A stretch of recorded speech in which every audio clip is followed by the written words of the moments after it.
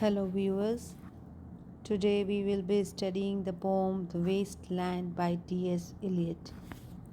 As you might be knowing, this is a very obscure poem and it has been divided into 5 sections. The first section is The Burial of the Dead.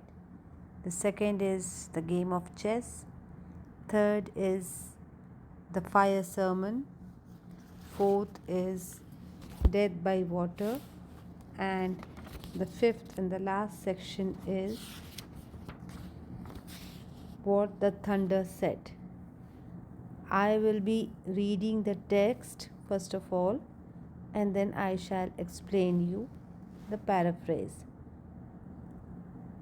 And further, I would suggest you to have a copy or a notebook and a pen with you so that you can take down the notes, which would be very helpful for you. Okay, so we shall begin with the text without wasting much time. As I said, the first section of the poem is The Burial of the Dead.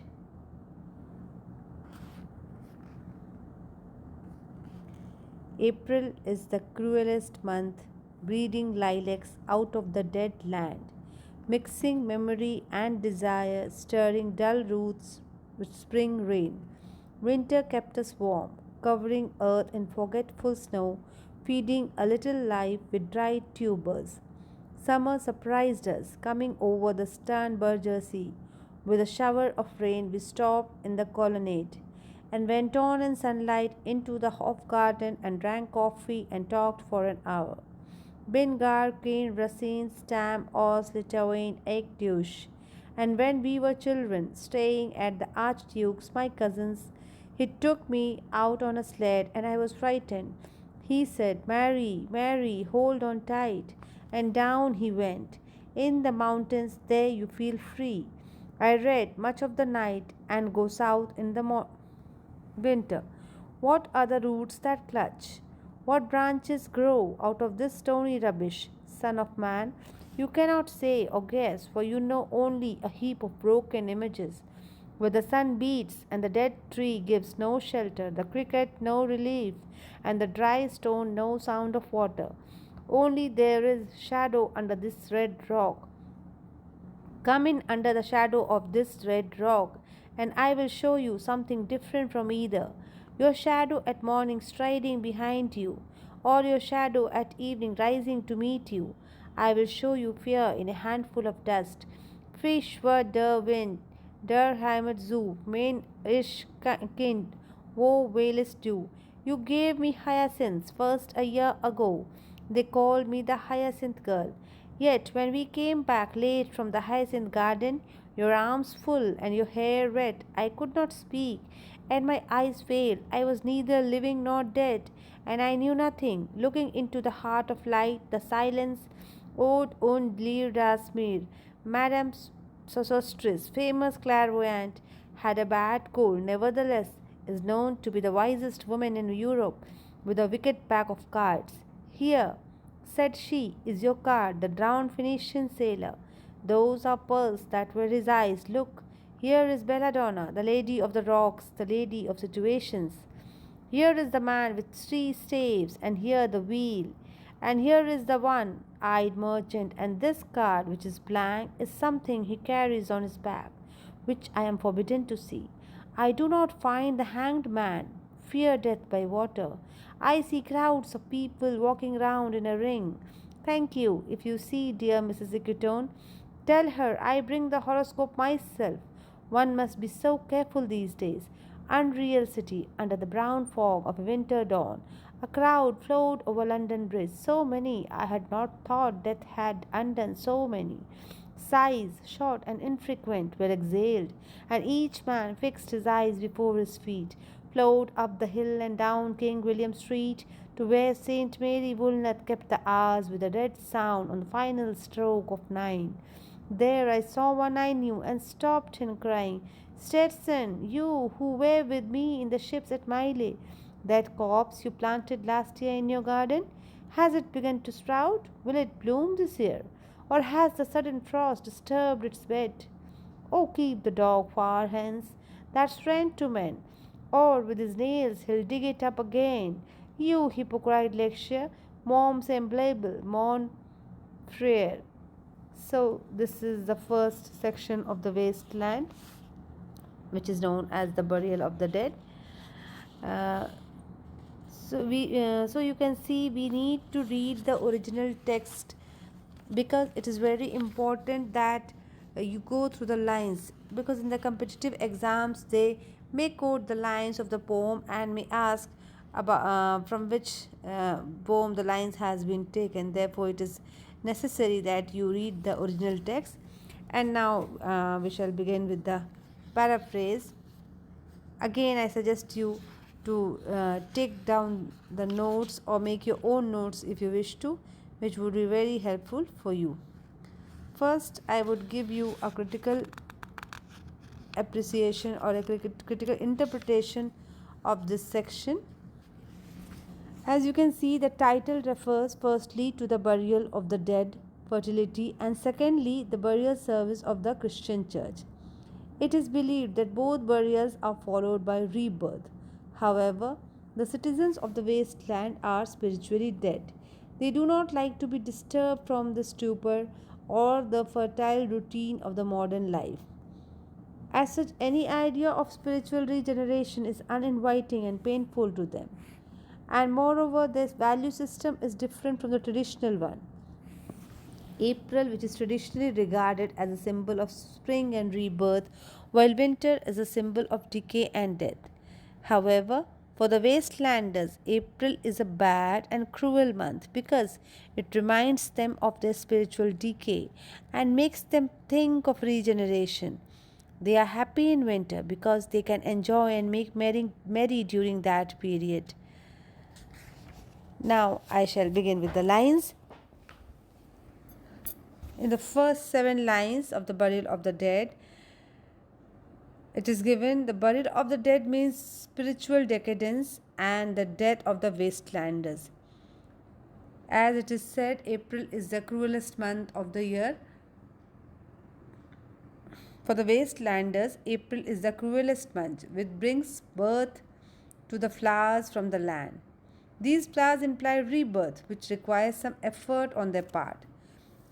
The wastelanders, they do not wish to put any spiritual effort, and as such, April is unwelcome to them. And April mixes memory with desire, the memory of the death, memory of fertility god, along with the desire of rebirth. And April brings with it the life-giving rain too, which is disliked by the wastelanders. But they like winter, which is a symbol of spiritual death. It keeps them warm and looking for excitement and joy of life. Though winter feeds life a little, it is the season for the joys of the flesh. And April is generally regarded to be the beginning of the spring season. It is a happy month because it brings with it rain and fresh flowers, and those are sign of rebirth. But for the modern man who is spiritually dead, April is the cruelest month, for he has no desire for rebirth and spiritual love. Then April mixes memory with desire, which means the modern wastelanders are reminded of rebirth which takes place in April. The desire refers to the spiritual awakening or regeneration of the individual. Thus, mixing of memory and desire means that though the modern man is alive to the need of spiritual regeneration, yet he has no desire to make any effort. He is quite happy with his own condition, which may be called death in life. Now, moving on to line number 8 to 18. These lines contain thoughts of Tearsas. Tearsas is the spokesperson of the poem and who is a representative of the modern world. Tearsas has his girlfriend and his girlfriend were traveling in Germany, and when they were overtaken by summer rain, they took shelter under the columns of the trees and thereafter walked in the sunshine to the Hofgarten, where they drank coffee and they gossiped for an hour. Mary says I am not Russian at all. I come from Lithuania and I am a real German. When Mary was a child, she stayed with her cousin, the Archduke. He took her out on a sledge. She was much frightened. He asked her to hold the sledge tightly, and they traveled down together. They felt quite free when they wandered into the mountains. Now she spends her time reading till late in the night, and during winter she goes to the south to enjoy her holidays. So, summer is a symbol of rebirth and spiritual awakening. The wastelanders do not take it kindly. And now we move on to line number 18 to 30, which denotes or which depicts the chaos in the wasteland. What kind of trees and fruits grow out of barren and dead wasteland? The answer is in the negative. Nothing spiritual can grow in the barren land.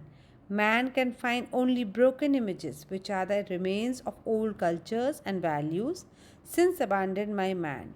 There is no shelter from the heat of the sun under the shade of the dead trees. Even the singing cricket gives no entertainment.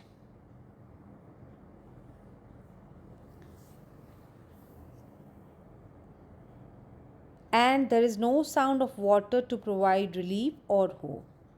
There is only one refuge, namely the red rock of the Christian faith, which means man can find a shelter in the message of Christ. The shadow of faith is immortal and much different from the shadow of man who is a mortal. In youth, man's shadow is behind him. In old age, man's shadow comes in front of him, so to say, to meet him easily. Man is haunted by the fear of death and the anger of God. Essentially, man is handful of dust who is in fear of death. Then there are two episodes of guilty love in line number 31 to 42. And this is a passage quoted from Wagner's opera entitled Tristan and Isolde. That was a story of guilty love. The wind blows fresh to the homeland. My Irish girl, where are you lingering? This is the song of a sailor whose sweetheart has been left behind. And the second story of guilty love is that of the hyacinth girl and her lover. The hyacinth girl says to her lover, "You gave me hyacinth flowers, and these flowers, are symbolic of sensuous love." She says, "You gave me hyacinth flowers a year ago. People therefore call me the hyacinth girl. When we came back late from the hyacinth garden, I could not speak a word and I could not see anything. I was neither living nor dead. I was not conscious as I stood looking at the core of life, which is silent. And this silence is a feeling due to guilty love." The last line of this stanza, that is again from Wagner's opera, it means desolate and empty the sea. Next, we move on to lines number 43 to 59, where we find a modern fortune teller. Her name is Madame Sostris. She is a famous fortune teller who has a bad cold. She is suffering from a bad cold, and she is known to be the wisest woman in Europe, and she has with her a wicked pack of cards. She is known as the wisest woman in Europe because she tells the fortunes of people with a pack of cards. Excuse me. To one of her customers, she said, "Here is your card, the drowned Phoenician sailor. Look at his eyes. They are like pearls." This line, "Those are pearls that were his eyes look," this is a reference to William Shakespeare's play, The Tempest. Further, she says, "Here is another card, Belladonna. the Lady of the Rocks, and the Lady of Situations. Yet another card is there of the man with three staves. Then here is another card representing the wheel. Yet another card is there of one-eyed merchant. Here is yet another card which is blank, which indicates something which the merchant carries on his back and which I cannot forecast. I am forbidden to. There is no card of the hanged man. Hanged man is the suggestive of Christ. Here is another card for those who should be careful of death by drowning. Fear death by water. I see crowds of people walking mechanically in a circle. Thank you. If you meet my friend Mrs. Equaton, tell her I have prepared a horoscope and shall bring it myself to her. I must be very careful these days. Maybe the fortune teller practiced an illegal business or something, and therefore she is afraid of the police. Then it is said unreal city. This unreal city is London. London is called as the unreal city. In the wasteland, the unreal city refers to Eliot's London. The city of London is unreal because there is no sense of community life and it lacks the spiritual component of growth. Its isolation, its loneliness, its routine, and its materialism makes it an unreal city. It is full of mechanical people, robots, and not living human beings. This stanza deals with the barrenness of the city life in modern civilization. The unreal city refers to London, though it can represent any European capital like Paris or Amsterdam. The reference is to Baudelaire, who was a French poet, and he calls Paris as the unreal city. The dead routine of the office goers and workers as they wind their way through the crowd on the winter morning or as they go across the London Bridge shows the futility and the emptiness of our civilization. Under the blanket of a brown fog on a winter morning, a crowd of people passes over London Bridge. There are so many people that they cannot be counted. I never thought that so many people were spiritually dead. As these people walk, they give forth short and occasional sighs. Each man walked mechanically with downcast eyes. The crowd moved up the hill and down the road to King William Street, where it passed the church of St. Mary Woolnoth, and the church clock chimed the hour of 9 as the crowd proceeded along the road. In lines 69 to 76, we see Stetson, who is a representative of the wasteland. Tiresias, the protagonist and who is also the mouthpiece of T.S. Eliot, appears on the stage and addresses his friend Stetson, who is walking in a London street. In the street, I saw an acquaintance of mine. I stopped him and called him by his name, Stetson, and said, "You were with me in the ships at Miley. What happened to the copse which you planted last year in your garden? Has it begun to sprout? Will it bloom this year? Or has this sudden frost disturbed its bed and blighted its growth?" Now he suggests, "Oh, keep the dog away from the copse. The dog is a friend of man, or with his nails he will dig up the earth again." This last line is a quotation from Baudelaire's poem. It means, "You hypocrite reader, my fellow man, my brother," and this warning is given to Stetson, is applicable to all men of the modern world, that there is no chance of spiritual rebirth or regeneration in the wasteland. The wastelanders are spiritually dead, and therefore there is no chance of rebirth or regeneration. Then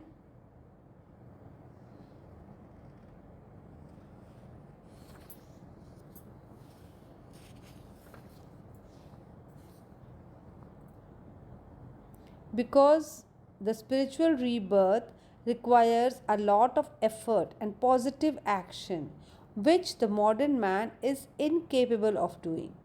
This line shows the despair of the poet who thinks that spiritual regeneration is a very distant possibility because the modern man is spiritually dead and barren, completely engrossed in materialistic life, has lost faith, and leads a mechanical life. So, dear viewers, with this we come to the end of this section, the burial of the dead. I hope you liked it. Do like, share and subscribe. We'll continue with the next section, which is the game of chess. And when we will be done with all the 5 sections, I will give you many important points related to this poem, which would be very helpful to you. Hope you understood it well. And once again, I would tell you, do make your own notes. Do read the original text, which would be very beneficial for you. Thank you so much.